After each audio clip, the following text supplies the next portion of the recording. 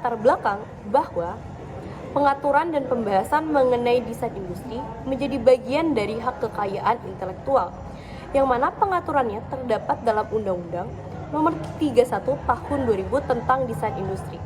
Dalam pengajuan hak dan pendaftaran terkait desain industri, penilaian pembaharuan, dan menentukan pembeda dalam penciptaan sebuah karya desain industri menjadi suatu hal penting yang diperlukan untuk upaya perlindungan hukum mengenai hal tersebut.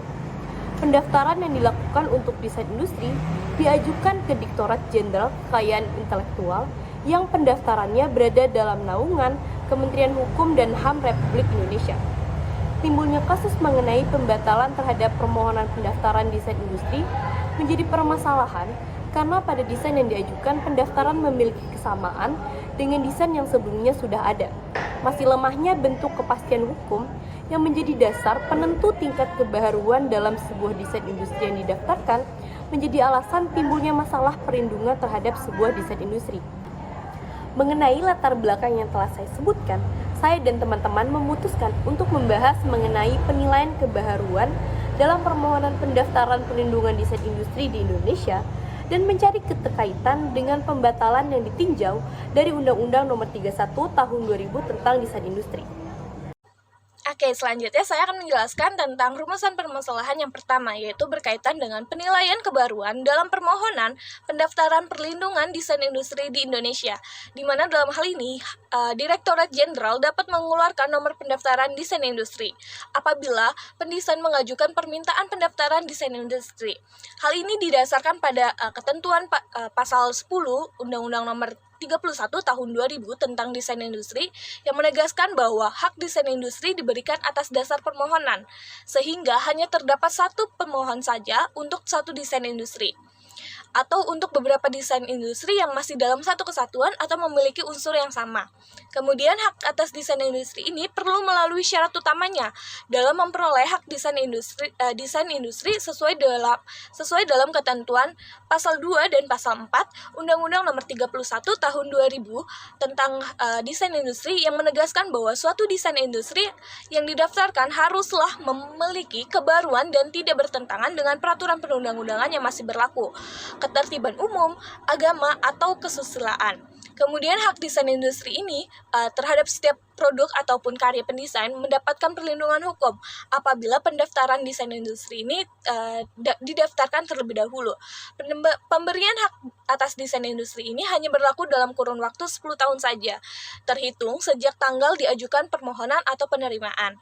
Kemudian terdapat tahapan pemeriksaan permohonan pada saat pendaftaran pemohon desain industri ini diajukan, di mana tahapan ini merupakan suatu proses dalam bentuk menguji terkait prinsip kebaruan serta memastikan tidak ada permohonan yang mengajukan pendaftaran ini terlebih dahulu ataupun pertama kali. Selanjutnya, penilaian kebaruan dalam permohonan pendaftaran desain industri ini merupakan hal penting dan utama dalam memberikan sertifikat desain industri terhadap pemohon desain industri yang telah diajukan, di mana dalam penilaian kebaruan ini yang dinilai yaitu terkait kreasi-kreasi ataupun fitur yang terdapat dalam suatu desain industri tersebut yang mencangkup pada aspek kreasi, waktu estetika, ataupun tempat. Dasar pengukuran atau penilaian kebaruan dalam suatu desain industri ini memiliki karakteristik atau pembeda yang dilihat secara signifikan, terutama dalam unsur estetika pada suatu produk tersebut, yang dimana dalam hal ini dilakukan untuk menilai bahwa tidak adanya kemiripan terhadap desain industri yang telah didaftarkan sebelumnya. Apabila suatu desain industri ini memiliki tingkat kemiripan yang sama, maka dapat diidentifikasikan melalui kesan keseluruhan terkait aspek konfigurasi, tekstur, maupun ornamentasi desain yang didasarkan pada pendekatan kreasi-kreasi umum ataupun kreasi-kreasi yang berbeda, serta memperhatikan sudut pandang konsumen maupun ahli desain, di mana dalam hal ini perbaikan dari desain yang sebelumnya dapat diberikan hak desain baru. Hal ini dikarenakan terdapat kebaruan yang disesuaikan dengan perkembangan ilmu ataupun teknologi yang disesuaikan dengan zaman. Di antaranya terkait dengan pembaruan dalam hal lingkungan, sosial, ekonomi, dan segi-segi lainnya. Namun, desain industri yang memiliki perbaikan atau dari desain industri yang sebelumnya, ini wajib memberikan permohonan pendaftaran desain industri yang ditujukan untuk Direktorat Jenderal Kekayaan Intelektual, di mana hal ini dilakukan untuk meninjau apakah desain industri yang lama ini diperbaiki dan tidak memiliki kesamaan dengan desain lainnya. Hal ini juga ditinjau dari desain industri yang belum diungkap komersialisasinya diumumkan atau sejauh tidak ada pendaftaran desain industri baik di Indonesia maupun di luar Indonesia maka dapat dianggap baru. Berikutnya saya akan membahas bagaimana pembatalan pendaftaran desain industri ditinjau berdasarkan Undang-Undang Nomor 31 Tahun 2000 tentang Desain Industri. Pembatalan pendaftaran desain industri di Indonesia dapat ditinjau berdasarkan Undang-Undang Nomor 31 Tahun 2000 tentang Desain Industri. Undang-undang ini memberikan kerangka hukum untuk melindungi hak kekayaan intelektual terkait dengan desain industri di Indonesia. Terdapat beberapa alasan yang menjadi dasar pembatalan pendaftaran dari desain industri di Indonesia. Pertama, jika desain industri tidak memenuhi persyaratan paten, maka desain tersebut dapat dibatalkan. Desain industri harus memenuhi kriteria kebaruan, originalitas, dan penampilan yang membedakannya dari desain yang sudah ada sebelumnya untuk memenuhi persyaratan paten. Apabila desain industri tidak memenuhi persyaratan ini, maka pemegang hak desain industri dapat mengajukan permohonan pembatalan pendaftaran. Yang kedua, pendaftaran desain industri yang dibatalkan juga bisa terjadi jika si pemegang hak desain industri tidak memperbaharui pendaftaran desain setelah jangka waktu tertentu. Setelah pendaftaran desain industri, pemegang hak harus secara teratur memperbaharui pendaftaran tersebut agar tetap berlaku. Jika pemegang hak tidak memperbaharui pendaftaran desain sesuai dengan ketentuan ditetapkan, desain industri tersebut dapat dinyatakan batal. Selain itu, pihak ketiga yang memiliki kepentingan juga dapat mengajukan permohonan pembatalan desain industri. Permohonan pembatalan ini harus didasarkan pada alasan yang sah dan dapat diverifikasi. Misalnya, pihak ketiga dapat mengajukan permohonan pembatalan jika mereka mengklaim bahwa desain industri tersebut melanggar hak-hak kekayaan intelektual mereka atau jika mereka memiliki desain yang serupa yang diajukan sebelumnya.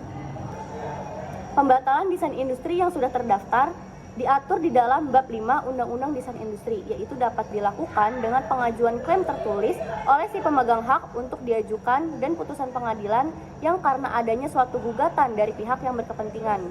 Pengajuan gugatan pembatalan tersebut apabila suatu desain bukanlah suatu hal yang berlawanan dengan regulasi atau kebijakan, tidak berlawanan dengan perundang-undangan atau bukan suatu hal yang baru.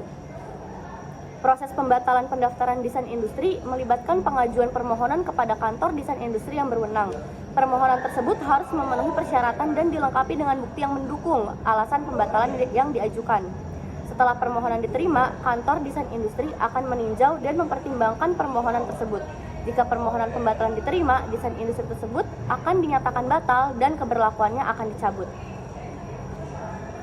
Menurut pasal 37 dan pasal 38 Undang-Undang Nomor 31 Tahun 2000 tentang Desain Industri atau UUDI, pembatalan pendaftaran desain industri bisa dilakukan dengan dua cara, yaitu berdasarkan gugatan atau putusan pengadilan dan berdasarkan atas permintaan dari pihak pemegang hak desain industri.